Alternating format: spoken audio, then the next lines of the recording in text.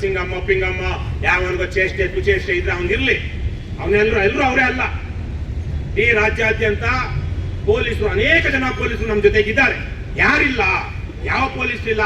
ಯಾವ ಠಾಣೆಗೆ ಪೊಲೀಸ್ ಸ್ಟೇಷನ್ಗೆ ಹೋಗಿ ನೀನು ಮಾಡಿರೋದು ತಪ್ಪಪ್ಪ, ಇದು ಕಾನೂನು ಬಾಹಿರ, ನೀನು ದುಡ್ಡು ತಗೊಂಡು ಇನ್ಯಾವನ ಮೇಲೆ ಸುಳ್ಳು ಕೇಸ್ ಆಗ್ತಾ ಇದೆಯಾ, ಇನ್ಯಾವನ್ನು 24 hours ಆದ್ಮೇಲೆ ಇಟ್ಕೊಂಡು ಅವನ ಹತ್ರ ಏನೋ ಬರ್ಸ್ಕೊಳ್ತಾ ಇದೆಯಾ, ರಿಯಲ್ ಎಸ್ಟೇಟ್ ಲೇವಾದೇವಿ ಮಾಡ್ತಾ ಇದೆಯಾ, ಕಳ್ಳರನ್ನ ನೀನು ಕೆಲಸಕ್ಕೆ ಇಟ್ಕೊಂಡು ಅವ್ರು ಕತ್ತಿರೋ ಮಾಲನ್ನ ನೀನ್ ತಿಂದ್ಕೊಂಡು ಕಳ್ತನದ ಕೇಸ್ಗಳನ್ನ ಇನ್ಯಾರಿಗೋ ಹೇಳಿ ಫಿಟ್ ಮಾಡಿಸ್ತಾ ಇದೀಯಾ ಅಂತ ನಾವು ಯಾವ ಪೊಲೀಸರನ್ನ ಪ್ರಶ್ನೆ ಮಾಡ್ತೀವೋ ಆ ಅಧಮರಷ್ಟೇ ನಮ್ಮ ಮೇಲೆ ಬರ್ತಾ ಇರೋದು. ಇಲ್ವೇನ್ರಣ್ಣ? ಇವತ್ತು ರಾಜ್ಯಾದ್ಯಂತ ಇಷ್ಟು ಸಹಸ್ರ ಪೊಲೀಸ್ ಇದ್ದಾರೆ, ಎಲ್ಲರೂ ನಮ್ ವಿರುದ್ಧ ಇದ್ದಾರ? ಯಾರಿದ್ದಾರೆ? ಅಲ್ಕಾ ಕೆಲಸ ಮಾಡಿರೋರು ಮಾತ್ರ.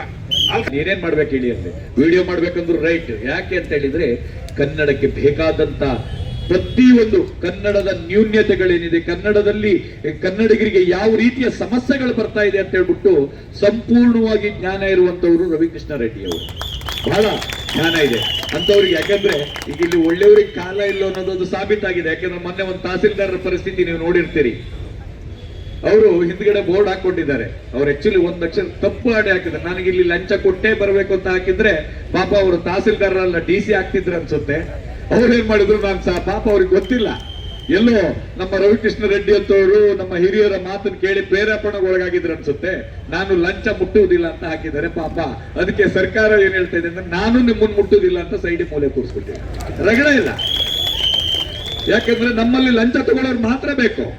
ಹಾಗಿರೋದ್ರಿಂದ ಎಂತ ದರಿದ್ರ ಪರಿಸ್ಥಿತಿಗೆ ನಮ್ಮ ನಾಡು ಬಂದಿದ್ದೀರಿ.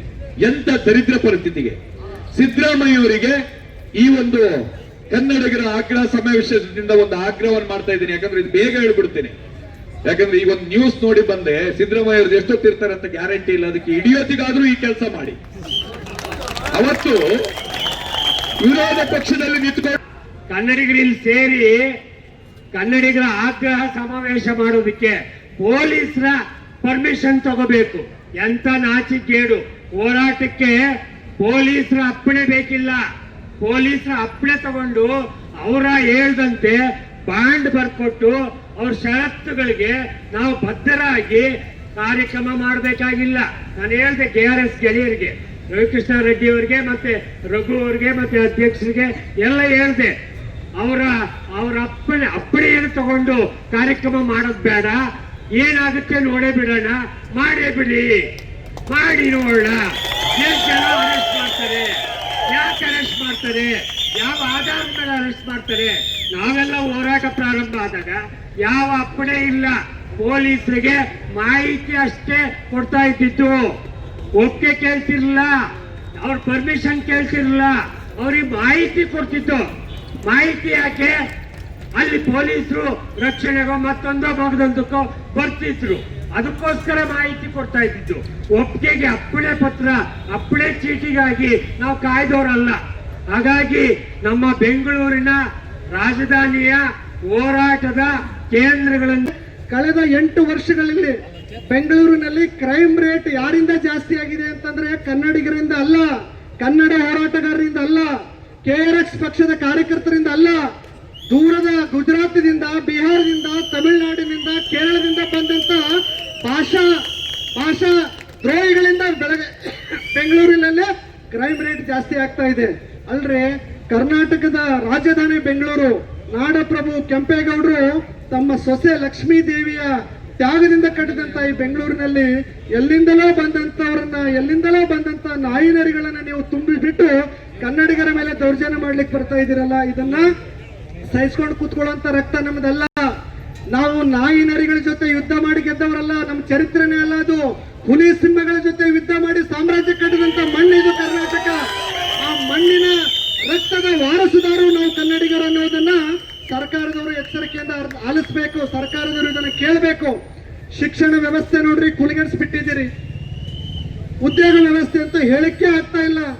ಕನ್ನಡಿಗರ ಬದುಕಿನ ವಿಚಾರವಂತೂ ಮಾತಾಡದೆ ಇರುವಂತ ಪರಿಸ್ಥಿತಿಗೆ ನೀವು ತಂದು ನಿಲ್ಸಿದ್ದೀರಿ.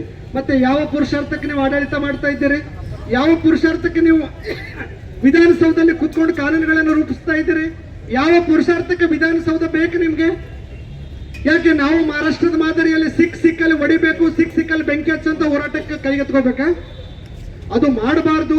ಕರ್ನಾಟಕ ಶಾಂತಿಯ ನೆಲ, ರಾಷ್ಟ್ರಕವಿ ಕುವೆಂಪು ಹೇಳ್ದಂಗೆ ಸರ್ವ ಜನಾಂಗದ ಶಾಂತಿಯ ತೋಟ, ರಸಿಕರ ಕಂಗಳ ಸೆಳೆಯುವ ನೋಟ, ಹಿಂದೂ ಕ್ರೈಸ್ತ ಮುಸಲ್ಮಾನ ಪಾರಸೀಕ ಜೈನರ ಉದ್ಯಾನ ಅಂತೇಳಿ ನನ್ನ ನಾಡನ್ನ ರಾಷ್ಟ್ರಕವಿ ಕುವೆಂಪು ಹೊಗಳಿದ್ದಾರೆ. ರಾಷ್ಟ್ರಕವಿ ಕುವೆಂಪು ಅವರ ಮಾತಿನಂತೆ ನಾವು ಬಹಳ ಸೌಜನ್ಯವಾಗಿ ಇವತ್ತು ಕರ್ನಾಟಕವನ್ನ ಪ್ರೀತಿಸ್ತಾ ಇದ್ದೀವಿ. ಕಾನೂನನ್ನ ಕೈಗೆತ್ಕೋತಾ ಇಲ್ಲ. ಕಾನೂನನ್ನ ಕೈಗೆತ್ಕೊಂಡು ಏನಾದ್ರೂ ನಮ್ಗಿದು ಬೇಕು ಅಂತ ನಾವು ಪಟ್ಟು ಹಿಡಿದು ಕುತ್ಕೊಂಡ್ರೆ ದೇಶದಿಂದ ಇವತ್ತು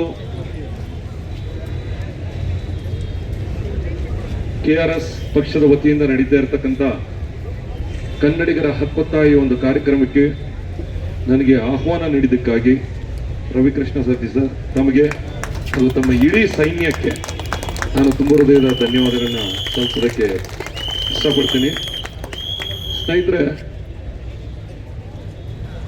ನಾವು ಇವತ್ತು ಇಷ್ಟು ಜನ ಇಲ್ಲಿ ಸೇರ್ಕೊಂಡಿದ್ದೀವಿ. ಹತ್ರ 1,000 ಜನ ಇರಬಹುದು. ಹಲವಾರು ಮುಖ್ಯ ನಾಯಕರು ವೇದಿಕೆ ಮುಂಭಾಗ ಕೂತಿದ್ದಾರೆ.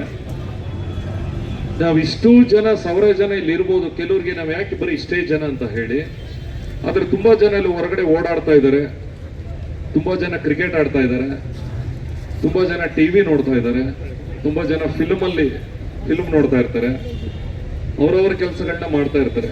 ರಾಜ್ಯಾದ್ಯಂತ ಇವತ್ತು ಎಲ್ಲರೂ ಮಾಡ್ತಾ ಇದ್ದಾರೆ.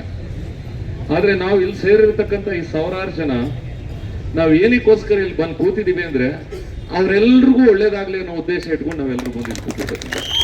ಅಂದ್ರೆ ಒಟ್ಟಾರೆಯಾಗಿ ಈ ನಾಡಿಗೆ ಒಳ್ಳೇದಾಗಬೇಕು, ಈ ನಾಡಿನ ಜನಕ್ಕೆ ಒಳ್ಳೇದಾಗಬೇಕು, ನಮ್ಮ ಕನ್ನಡಿಗರಿಗೆ ಒಳ್ಳೇದಾಗಬೇಕು ಅನ್ನೋ ಉದ್ದೇಶ ಇಟ್ಕೊಂಡು ನಾನು ಮುಂಭಾಗ ಒಂದು 12 ಹಕ್ಕೊತ್ತಾಯಗಳನ್ನ ಗಮನಿಸಿದೆ.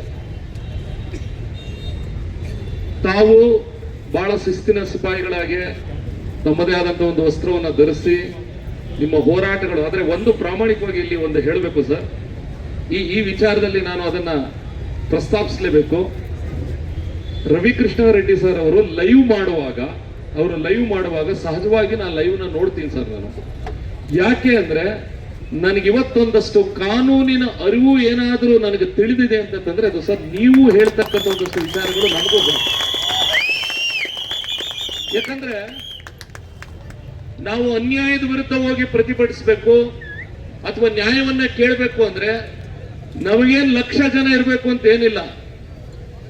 ಕಾನೂನಿನ ಅರಿವಿದ್ರೆ, ನಾವೇನನ್ನ ಪ್ರಶ್ನೆ ಮಾಡ್ತಾ ಇದೀವಿ ಅನ್ನೋ ಅರಿವು ನಮಗಿದ್ರೆ, ಅದು ನಮ್ಮ ಹಕ್ಕಿನ ಬಗ್ಗೆ ನಮಗೆ ಗೊತ್ತಾಗಿದ್ರೆ ನಾನು ಒಬ್ಬನೇ ಬೇಕಾದ್ರೆ ಇಡೀ ಪ್ರಪಂಚನ ಬದಲಾಯಿಸಬಹುದು. ಆ ಒಂದು ಆತ್ಮವಿಶ್ವಾಸ ನಮ್ಮಲ್ಲಿ ಇರಬೇಕು ಗೆಳೆಯರೆ. ಸೊ ಹಾಗಾಗಿ ಅವ್ರು ಮಾತಾಡ್ತಾ ಇದು ನನಗೆ ಗೊತ್ತಿರ್ಲಿಲ್ವಲ್ಲ.